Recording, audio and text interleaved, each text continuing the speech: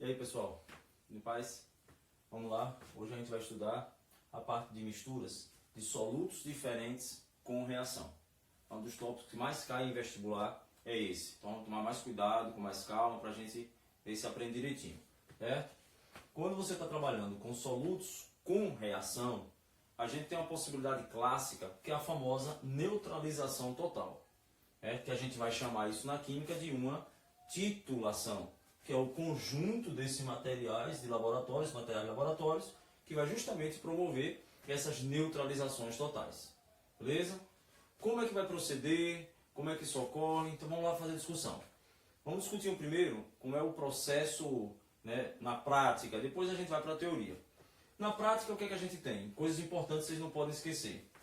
Na bureta, certo? É obrigatório, isso aí não é uma opção, é obrigatório que a gente coloque o que a gente chama de solução padrão. O que é uma solução padronizada? O próprio dizendo, é uma solução onde eu conheço essa concentração, que é a partir dela que eu vou promover a minha neutralização total. Essa solução padrão vai ser chamada de titulante. No Erlenmeyer, no Beck, a gente usa o Erlenmeyer, para alguém fazer um vestibular mais tradicional, o Erlenmeyer é feito justamente com essa boca mais fechada, que é para justamente a gente promover as misturas e promover a homogeneização da minha neutralização. Então, no Erlenmeyer, a gente coloca a solução de concentração desconhecida, algo a ser titulado. Beleza? Então, você tem uma solução padronizada, que você conhece a concentração, não sei quanto eu vou gastar, e eu tenho uma solução de concentração desconhecida, mas automaticamente eu que estou colocando, então eu conheço esse volume, é um volume conhecido. Colocamos, logicamente, um indicador ácido-base aqui, para que a gente possa justamente perceber quando é que ocorreu essa neutralização total. Então o procedimento é simples. A gente abre essa bureta, a minha solução começa a cair, seja de ácido ou seja de base. Vamos dar um exemplo prático então. Vamos imaginar que aqui eu coloquei um ácido clorídrico e que aqui eu tenho uma solução de hidróxido de potássio. Se eu colocar um indicador aqui, fenolftaleína, aqui vai ficar rosa. Quando esse ácido começa a cair e eu continuar homogeneizando, vai chegar um momento que essa neutralização vai ocorrer. Como eu vou perceber isso? Pela mudança de cor do hidróxido de potássio, da solução de hidróxido de potássio. Ela vai sair de rosa para incolor. Nesse momento, que a gente chama de ponto de viragem, a gente vai ter aquele ponto mais próximo, o mais próximo da teoria possível, na prática, o ponto mais próximo da teoria possível de neutralização. Então, esse ponto de viragem, preste atenção nessa nomenclatura, é o ponto onde a solução muda de cor, que vai nos indicar o ponto mais próximo, com um errozinho lógico, do ponto perfeito de neutralização, que é conhecido como ponto de equivalência. Neste ponto de equivalência, o que a gente pode afirmar? Que a quantidade de H+, e de OH- aqui se tornarem iguais. E aí, por favor, muito cuidado, que não é o ácido que reage. Quando você tem que trabalhando com soluções aquosas, você tem que prestar atenção que esse ácido aqui ele está liberando o H+, é isso que caracteriza a acidez. E a hidróxido de potássio libera o OH-, é isso que representa a minha alcalinidade. Então, numa neutralização, quem neutraliza não é o ácido HCl, quem neutraliza é o H+, que vai neutralizar o OH- e vice-versa. Então, no meu ponto de equivalência, a quantidade de matéria de H+, tem que ser igual a de OH-, aí não posso ter outra variável. Beleza? Então, vamos repetir para a gente fazer um exemplo que é mais prático do que, na verdade, teórico. Você vai ter uma solução padronizada, que eu vou chamar de titulante, vou gotejando essa solução em uma solução desconhecida. Com certeza, vai chegar um momento que essa solução, pela presença do indicador, a desconhecida, vai mudar de cor.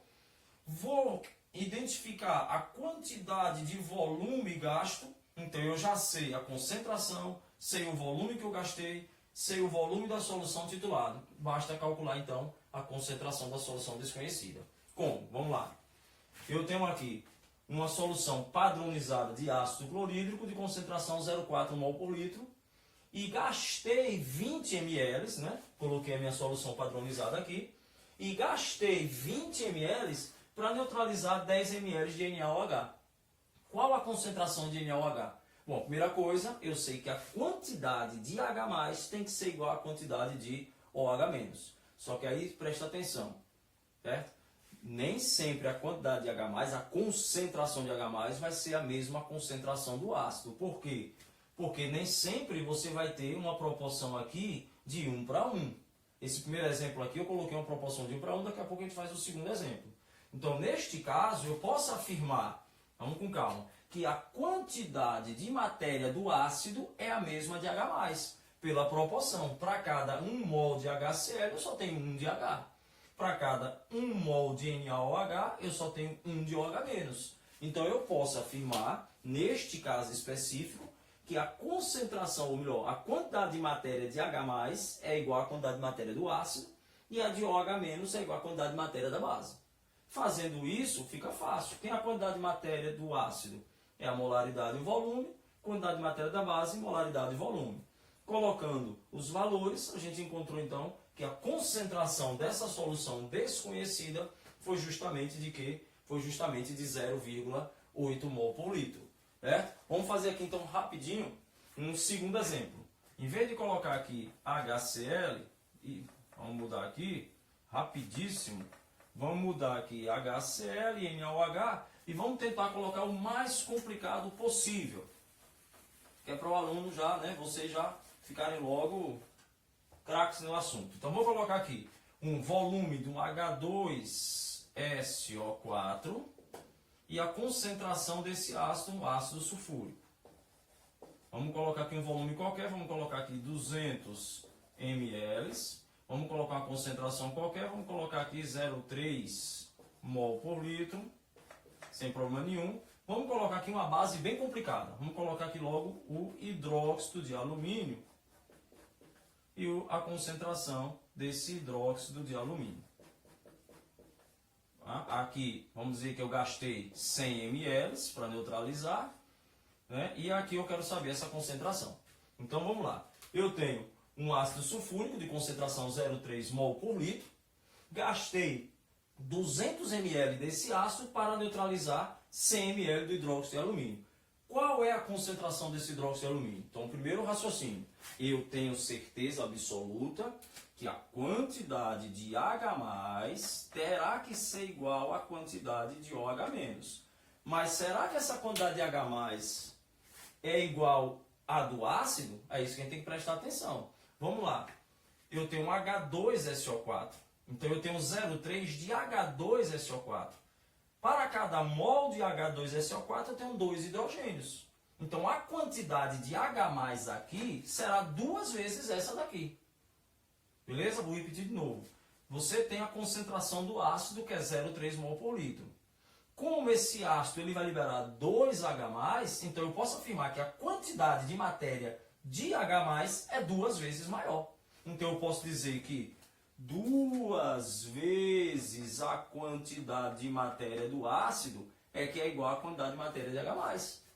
E aí fica fácil embaixo. Como é que fica fácil embaixo? Qual é a quantidade de matéria do alumínio?